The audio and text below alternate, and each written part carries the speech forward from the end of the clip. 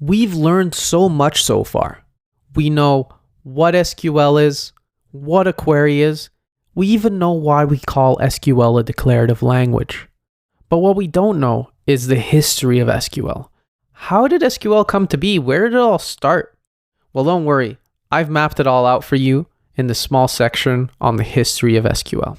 So the original name of SQL is SQL, and you'll often hear these used interchangeably.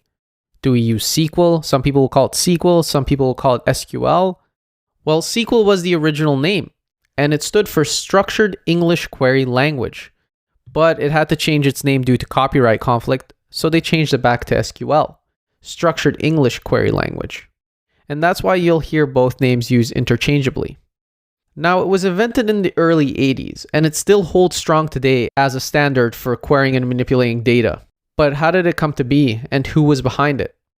Well, in the 70s, a programmer from IBM named Edgar Codd wrote a paper that set the standard for databases and SQL. His paper was called A Relational Model of Data for Large Shared Data Banks. What a long name. But that's not the important part. He wrote this paper, but what was amazing is that it inspired two other developers from IBM, Donald Chamberlain and Raymond Boyce, to implement his vision. They took his paper and they created the very first version of SQL, both the language and the software to create and manage databases. And so to this day, SQL reigns supreme.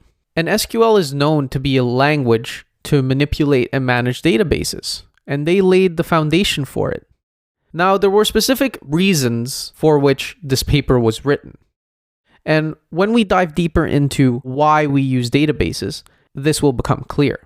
But for now, the important part is to know that these two fellas from IBM, based on his ideas, wrote the original version of SQL.